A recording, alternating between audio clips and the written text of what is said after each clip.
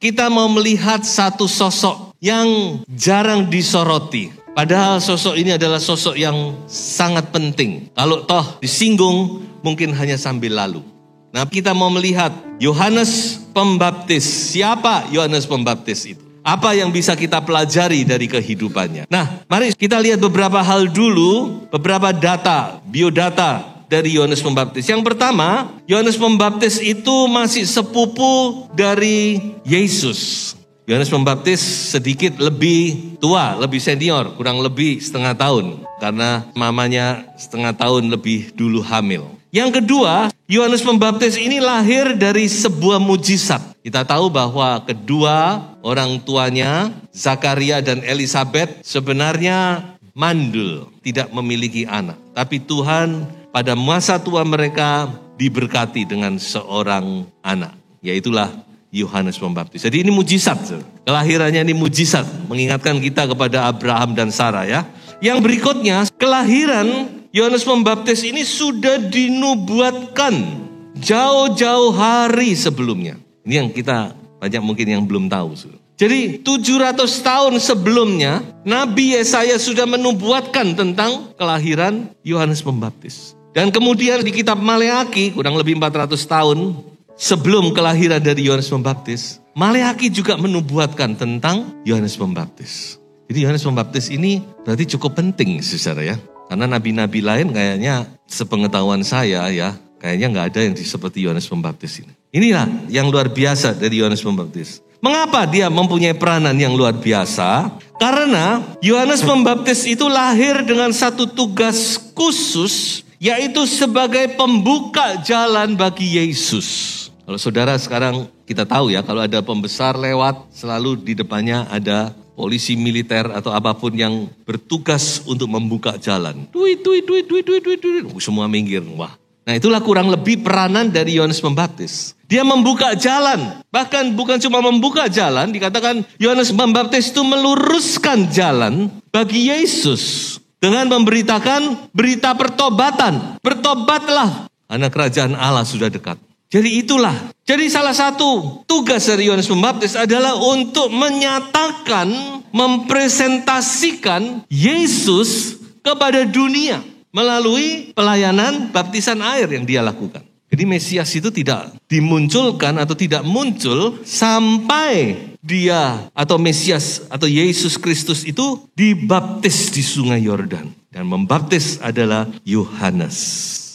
Hebat ya orang ini saudara. Satu-satunya manusia yang dipakai oleh Allah untuk membaptis anak Allah adalah Yohanes.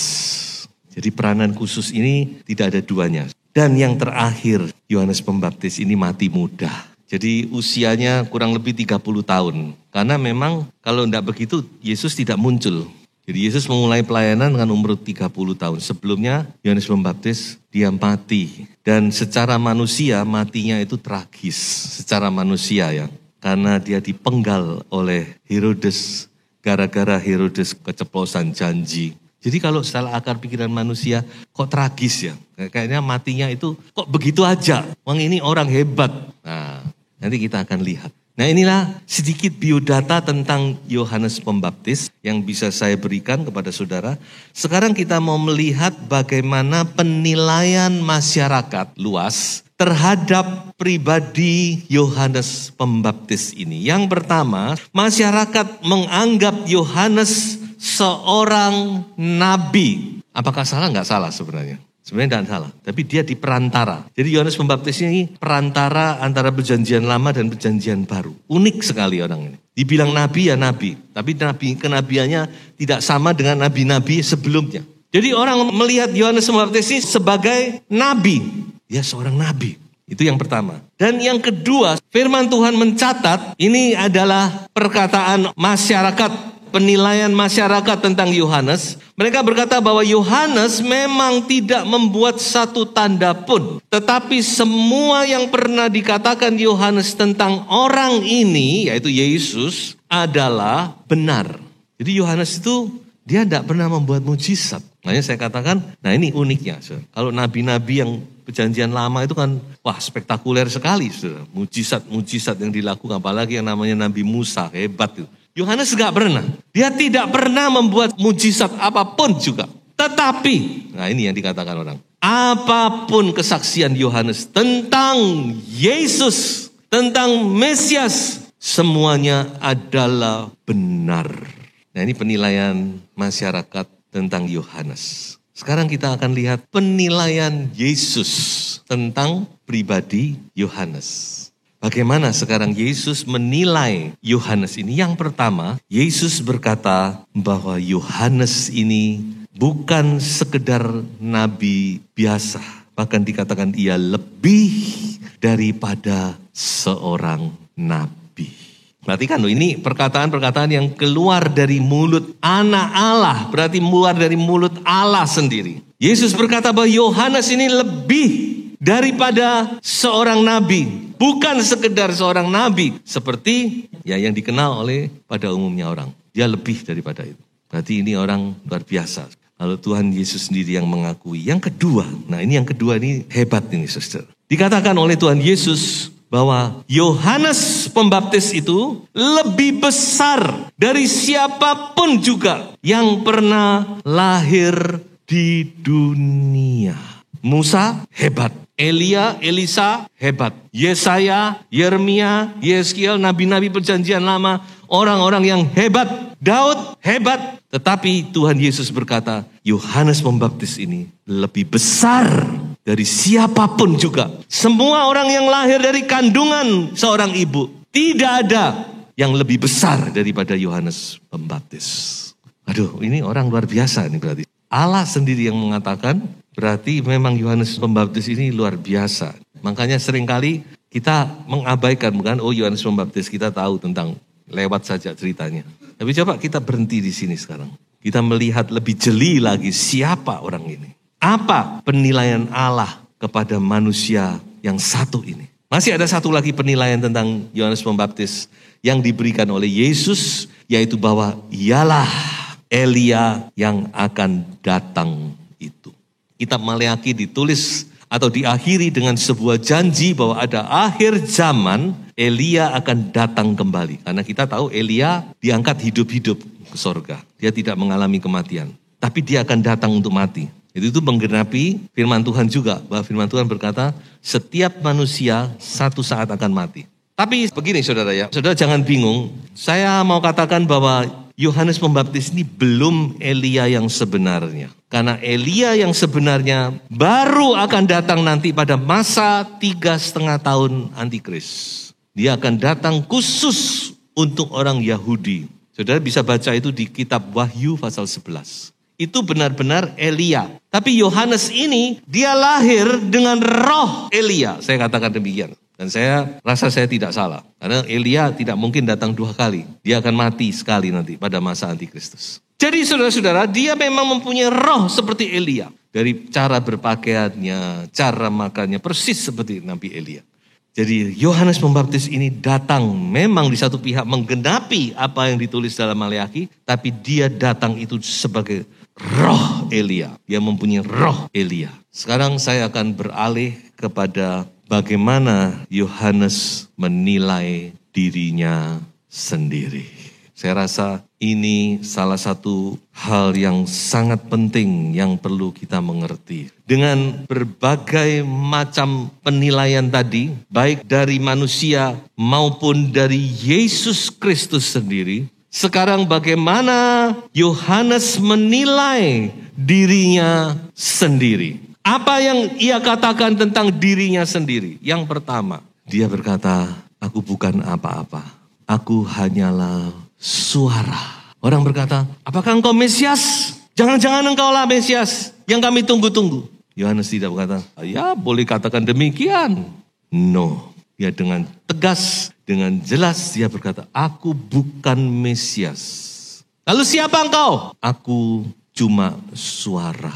Ini satu pelajaran yang luar biasa, khususnya mungkin bagi kami, korps hamba-hamba Tuhan. Tapi Yohanes berkata, I am nobody. Aku hanyalah suara saja. Bagaimana Yohanes Pembaptis menilai dirinya sendiri. Aku hanya suara. I am nobody. Yang kedua ini lebih luar biasa. Ini yang mendasari saya menyampaikan Yohanes Pembaptis. Saya disentuh dengan ayat ini. Dia berkata kepada khalayak ramai, masih ada satu orang yang akan datang. Makanya saya katakan pelayanannya selalu menunjuk kepada Yesus. Dan dia berkata, orang itu begitu luar biasa. Bahkan membuka tali sepatunya saja. Aku ini tidak layak. Siapa di sini yang tali sepatunya ditalikan oleh orang lain, saudara-saudara? Kayaknya nggak ada deh ya. Kita sungkan ya, saudara ya. Yohanes Pembaptis bilang, mau mendampingi makan ya, kira-kira gitu ya. Mau melakukan, aku buka sepatunya, nalikan sepatunya aja, aku tidak layak. Kadang-kadang kita merasa diri kita hebat.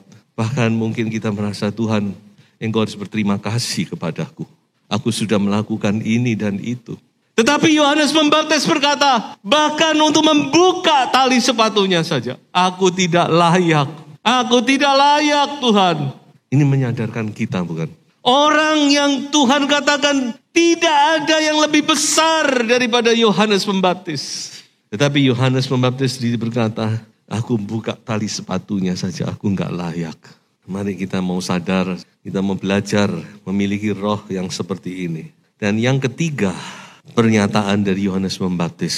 Dia berkata, ia harus semakin bertambah, tapi aku harus semakin berkurang. Inilah seorang hamba yang setia. Dia tahu siapa yang dia layani. Dia tahu kepada siapa dia menjadi hamba. Sebab itu dia tidak pernah berusaha menyaingi Yesus. Bahkan ada satu saat murid-muridnya dia beritahu, ikuti orang itu. Gak apa-apa, tinggalkan saya, ikuti. Dialah Mesias, dialah anak domba Allah. Salah satunya Andreas. Dia relakan murid-muridnya, dia gak mau bersaing. Dia tahu, Yesus itulah Mesias. Dia harus semakin bertambah. Tapi aku semakin berkurang-kurang. He must increase, I must decrease. Jadi inilah beberapa hal yang luar biasa yang bisa kita petik melalui pengakuan Yohanes tentang dirinya sendiri. Dan saya akan akhiri dengan beberapa hal yang bisa kita pelajari. Saya sekarang membawa sebuah kesimpulan. Yang pertama adalah yaitu kerendahan hati. Mari ini kita pelajari. Barang siapa meninggikan diri, ia akan direndahkan. Tetapi barang siapa merendahkan diri, ia akan ditinggikan. Barang siapa yang mau menjadi pemimpin, dia harus menjadi pelayan. Barang siapa yang mau jadi terkemuka, dia harus menjadi yang terkecil. Ini prinsip kerajaan Allah. Ada beberapa prinsip kerajaan Allah. Dan salah satunya ini adalah prinsip kerajaan Allah. Kita orang percaya kita ada di dalam kerajaan Allah. Walaupun kerajaan Allah itu tidak kelihatan. Saat ini tidak kelihatan. Tapi nanti ketika Yesus datang, itu akan menjadi kenyataan. Tetapi prinsip-prinsipnya tetap berlaku bagi warga kerajaan Allah. Dan saudara dan saya, kita adalah warga kerajaan Allah. Makanya prinsip ini berlaku bagi kita. Semakin kita merendahkan diri, Tuhan akan semakin tinggikan. Tapi semakin kita meninggikan diri, Tuhan akan rendahkan.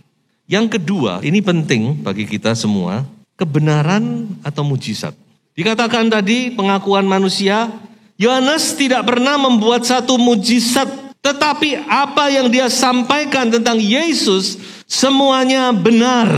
Nah, sekarang pertanyaan bagi kita. Saudara mencari kebenaran atau saudara mencari mujizat? Mana yang saudara pilih? Ketika saudara diperhadapkan kebenaran, mujizat. Ya pilih dua-duanya. Enggak, sekarang harus milih salah satu. Memang kalau bisa ya dua-duanya, saudara. Tapi ada saat-saat tertentu kita harus memilih salah satu. Kebenaran atau mujizat. Dan saya katakan bagi saudara kita semua, pilihlah kebenaran. Mengapa? Karena iblis juga bisa berbuat mujizat. Memang bukan semua mujizat dari iblis, jangan dibalik ya. Tapi firman Tuhan berkata, kedatangan iblis itu nanti akan disertai dengan perbuatan ajaib, tanda-tanda, mujizat-mujizat palsu. Supaya apa? Kalau bisa menyesatkan orang-orang pilihan, yaitu orang-orang yang tidak mengasihi kebenaran. Makanya jangan mengejar mujizat secara buta. Waduh, ini hebat orang ini bisa membuat mujizat. Ya kalau mujizatnya benar, mujizat palsu, saudara. Dan yang terpenting, saudara harus berpegang teguh kepada kebenaran itu. Karena kebenaran itu yang menyelamatkan kita. Mujizat tidak bisa menyelamatkan kita. Banyak orang terima mujizat, hanya terima mujizat, tapi akhirnya tidak percaya kepada Yesus. Yang menyelamatkan kita adalah kebenaran. Ya, sebab itu pilihlah kebenaran. Saya percaya kalau kita berjalan dengan kebenaran, mujizat dari Tuhan itu juga pasti akan dinyatakan. Amin. Dan yang terakhir, kehidupan Yohanes singkat tapi berarti. Ya tidak panjang, cuma 30 tahun. Yohanes hidupnya cuma singkat, tapi hidupnya sangat berarti, sangat penting, sangat signifikan, sangat berperanan. Jadi hidup ini tidak tergantung panjang pendeknya. Apa artinya hidup panjang tapi tidak berarti? Hidup panjang tapi tidak melakukan apa-apa untuk Yesus. Lebih baik seperti Yohanes. Pendek tapi berarti. Tapi lebih baik lagi kalau kita hidup panjang tapi berarti. Amin, saudara. Makanya ayo, kesempatan yang Tuhan berikan, kalau kita masih diberi waktu, diberi nafas oleh Tuhan, kita gunakan sebaik-baiknya untuk kemuliaan Tuhan. Haleluya. Tuhan Yesus memberkati. Haleluya.